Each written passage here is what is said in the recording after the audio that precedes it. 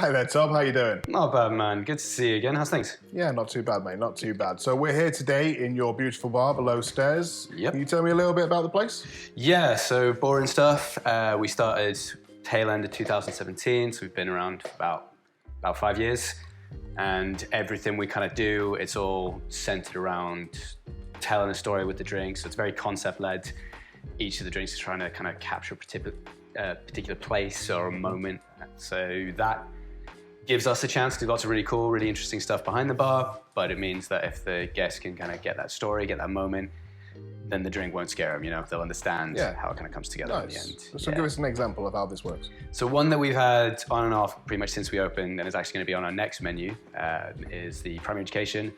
And that one, for me, it's a real proper kind of connection between like flavor and memory.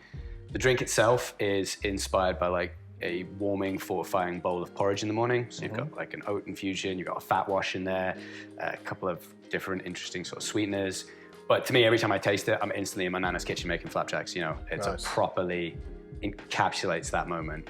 Why a bowl of porridge? Where did the inspiration come from for that? So that actually came from, so the two brothers that own the bar, Manny and Jamie, they grew up in Flash, and it's the highest village in the UK. It's just terrible, terrible winters. Their mum used to give them a little nip of whiskey in their morning porridge in the winter. That's a great day. Great way to start the day. Well, that's how I start every day, and just to get up and ready for school, you know? That's kind of where that drink came from. But like I say, for me, it's that moment making flapjacks with my nana, but everybody's got that kind of... Yeah. They've got that connection. Something to be able to bring back, something to resemble the drink to. Well, exactly, yeah. So you take that sip and you're in that place, you're in that moment. Well, it's quite common to link drinks back, flavours especially, back to food anyway. Yeah, I mean, flavours and memory, and particularly with drinks, because the cocktail scene is... We've had the whole revival at the beginning of the 2000s, but it's still not quite in the same place that like fine dining might be, you know what I mean? But it's that same level of flavor combination. So for a lot of people, it's easier to attach it to a dish, you know, because they're more familiar with that. Of course. Yeah. How long have you worked in the industry for? About 15 years. So I started doing the odd little catering thing when I was 16, 17, got my first pub job at 18. And I've been doing it alongside all the usual sort of bumbling around life stuff that you do in your late teens, early 20s. Yeah. And I just love it. I've just kind of stuck with it. Every day's different, you know. It's not, I mean, speaking from my point of view, it's not something that you grow up wanting to be. Yeah. It's definitely an industry that you fall in love with whilst doing. For sure. We all kind of stumble into it from doing something else. Nobody ever grows up just going, I want to make drinks for a living. Everybody's astronaut, fireman. I wanted to be a paleontologist when I was younger because I like digging, you know. Nobody lives their dreams of making martinis. Well, I think outside of my time in London, I think I can count on two hands how many martinis I actually made. And then I can start counting back how many times people ask me to put lemonade or tonic water in them. Don't. But it's that element of some horses for courses, different drinks for people. They hear a name, they want to try it, but it's a different style of scenario, isn't it? Yeah. What kind of inspirational bartenders have led you during your career? I've been quite lucky. There's been a lot of people that I've worked with that have helped kind of push me. But one that really sticks with me is one of my early managers really laid the foundations, and it was how you kind of presented yourself, how you carried yourself.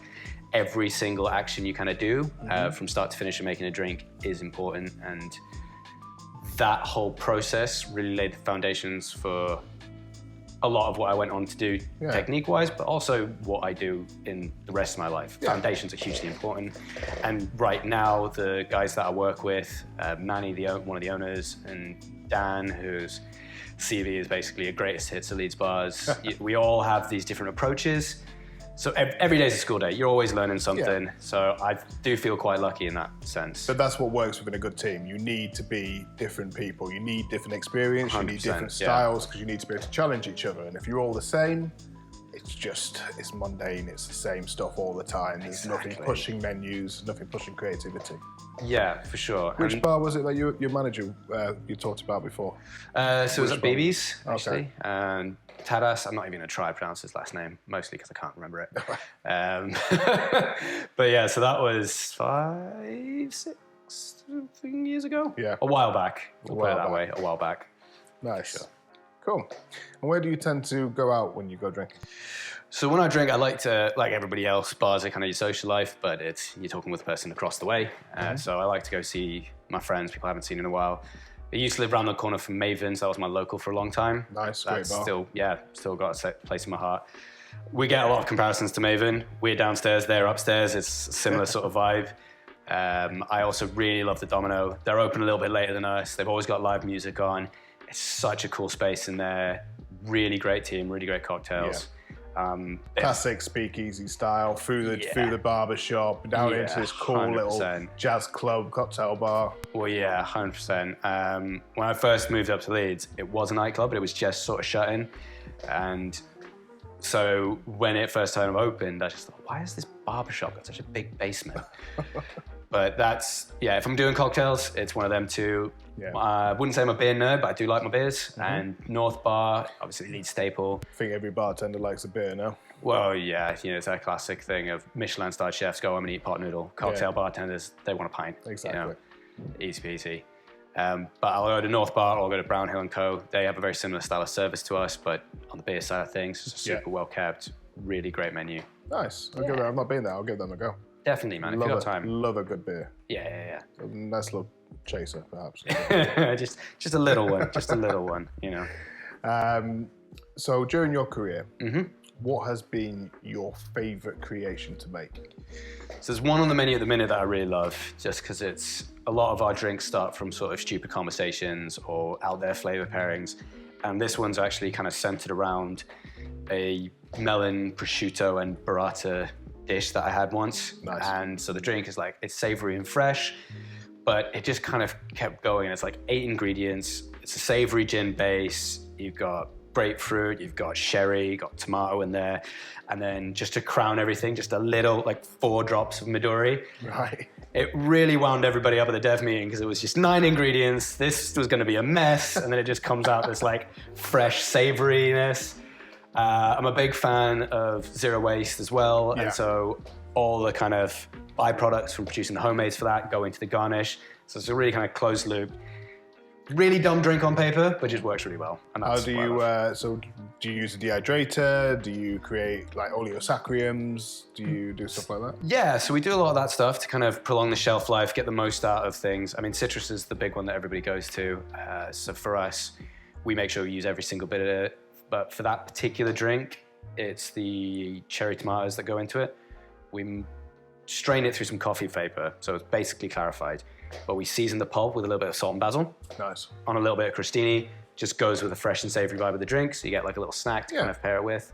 It's all that kind of turning your infused berries into a jam and doing the same kind of thing. It's exactly. That kind of style. We've got lots of that going on. This menu, more so on the next one. We just... something goes into the bin. Yeah, it's wasted money, it's wasted flavor, it's not efficient.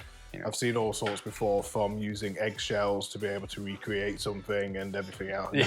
Eggshells. Yeah. It's quite what interesting. Do with the eggshells? Like just a little kind of cup on the side, or it was a bar in Edinburgh, and I can't remember exactly what he was doing, but he was creating. It was almost like creating like an ash out of the eggshells to then rebuild back into it. How bizarre! I'll have to give that a go. Not that we use eggs, but just at home after breakfast. We're going to turn this egg into an ash, little garnish. So obviously during your career, I did a few competitions back in my day. I had the pleasure of going out to Mexico and all sorts of stuff and getting those lovely trips paid for you. Yeah. Have you ever done anything like that? So one of the first ones, and was a bit of a kind of flashpoint for me bartender-wise, was for Angostura, and for their kind of global final, we all got flown out to Trinidad, spent a week. They put us up in the Marriott. They took us out on the town. It was all crowned with the competition and then into Carnival. And it's one of those experiences that just sticks with you. And the people you kind of meet on those as well. Yeah. I learned so much about myself as a bartender and what I wanted to achieve and the kind of drink that I wanted to make. And that was definitely a moment where I was like, okay, this is a real career. This is something that I want to stick with. There are so many doors. Yeah. There's so many ways you can go, Well, that's it. I mean, you can stay as a bartender, you can work your way up into management, you can go into head bartending. It depends on your level of creativity. You can go into sales, you can go into ambassadorial work. There's loads of different stuff that you can work with if you don't want to stay working late nights in a bar, for example. Well, yeah, I mean, we all get to a point where our shoulder starts to go, our hips start to creak. Way forward is stirred drinks. Everything's stirred. Although then you're there with a spoon in each elbow trying to do 6 drinks at once. That's the other thing is like from the outside, hospitality looks so straightforward, but when you're in it, like you say, there's so many different ways you can go with it. It's liquid chefs. It's being a liquid chef. And obviously there's different tiers of cooking as there is different tiers of bartending. 100%. You know, not everybody's Gordon Ramsay. No. You know, but there's so much in between that and McDee's. Which I'm sure he's glad that that's the case, that not everybody's Gordon Ramsay. Yeah, he'd make a lot less TV shows if everybody was him, that's for sure. What was the drink that you created out in Trinidad? So it was 2. We had to do, they were launching their Amaro, and we had to do one based around the rums, one based around the Amaro. So for the rums, I did a variation on a Queen's Park Super Cocktail. It's the other Queen's Park, not the Swizzle. This one, it's centered around rum, vermouth, citrus, bitters. It's got that real kind of vibrant sorrel hibiscus sort of thing to it. So I did a pineapple-y tarragon one of that, so lots of vanilla, anise, and then the Amaro actually did do a swizzle. It was a bit more tropical, less minty than a Queen's Park would be. But I found out on the day that one of the judges absolutely hated pineapple, so that was not always a win. Always a win. Yeah. This is the flavour of my drinks based round. Hate it. Okay, I'll just go now. Shall I just plain? Anyway.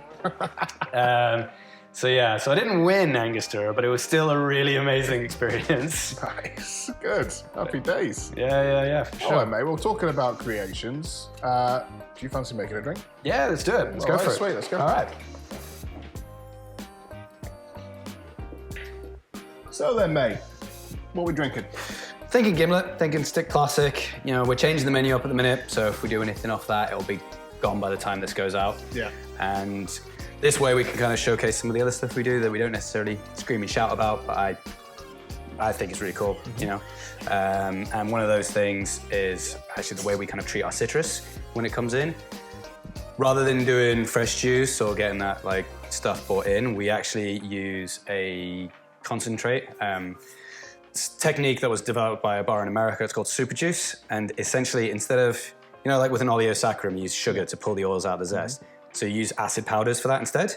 Okay. So you still get all that lovely lime flavor, but it's much more shelf stable and you get such a better yield from your limes. Oh, wow. So for ours, we use about 8 limes per 1,200 ml. So wow. Yeah, exactly. And it just keeps everything nice and consistent because you're not worried about, oh, these limes have come in today, they're a little bit dry, they're a little bit not very juicy, But the other thing from that is we then take all the pulp that's left over, the zest that's left over, and we just make a simple syrup out of it as well. Okay. So you're still adding sugar into it? Yeah. So the sugar doesn't go into the super juice. We kind of keep that separate. But yeah, we just make a lime syrup on the side of it. So when we're doing a gimlet, when we're doing a daiquiri, I also tend to throw them in mojitos as well, just because it boosts that flavor. Yeah. But it also means that you're not really wasting your citrus, you know? Because even after it's gone into the syrup, you could dehydrate it, make a little citrus powder, put it in some salt, use it as a salt rim on margarita, so you have like a citrusy salt as well. Yeah.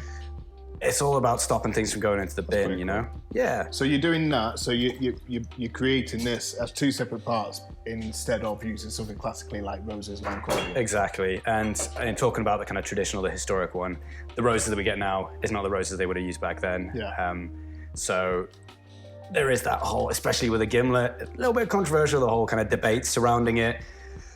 For me, as long as it ends up good and limey and ginny, I'm happy, nice. You know? And using something like Rock Rose, I love the Scottish style gins. I love getting that kind of, even if they're not using Highland botanicals, it still tastes like it's got the kind of the heather.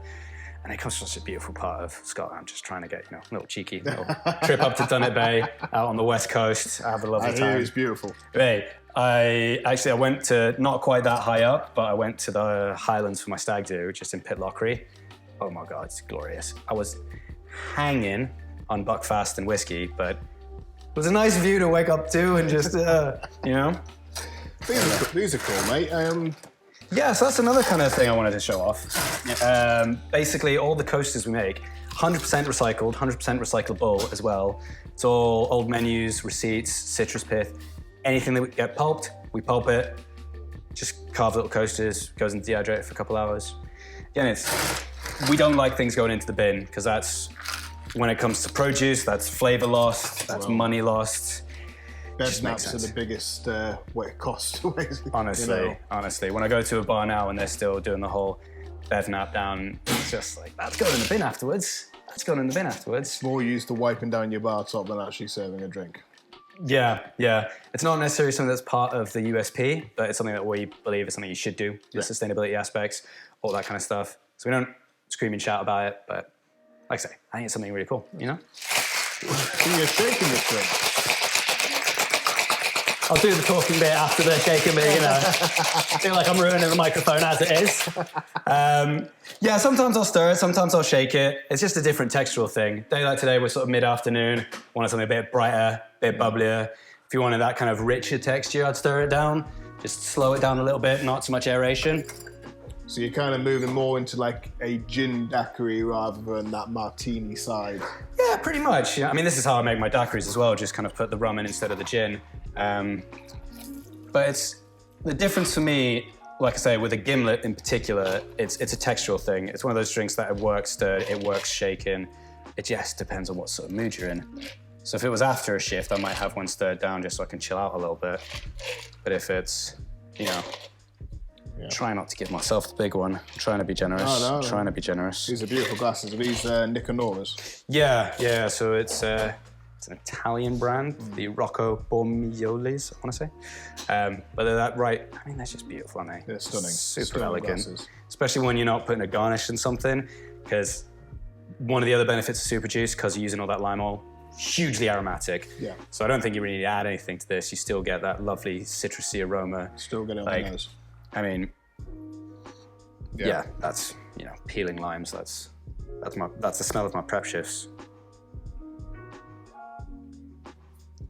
Oh man, it's one of those drinks as well. Like a good Gimlet and a good daiquiri, you need to fight yourself on that first sip, not to just go and get skull the whole thing. Super clean, super easy to drink, really crisp. But that lime is there, but it's balanced. The sweetness and the sour is balanced, but your lime's still punching heavily. Well, that's what I mean. There's nowhere to hide with a drink like this, but that's what I kind of love. It's the simplest things that just letting the ingredients shine through. My favorite thing to eat is a caprese. You know, 3 ingredients: tomatoes, mozzarella, a bit of basil. It's just nice. You see, I go down the Catalan way. I go for like a pan con tomato. So I have like nice. chopped tomatoes, little garlic, a little bit of grilled bread. Yeah. But little glass of wine on the side, watch the sun go down. Glass of wine, little gin and tonic, maybe. Well, big gin and tonic. No, that's absolutely stunning, mate. Well, cheers. Dangerously cool. Salut. Salut. And I'll grab another little sip of this. I mean, can I chin this on camera? Is that irresponsible drinking if I'm just necking Gimlets in the afternoon? Mate, absolute pleasure. Thank you very much. It's all right, Tim. Thanks for coming by. Absolute pleasure. Beautiful drink.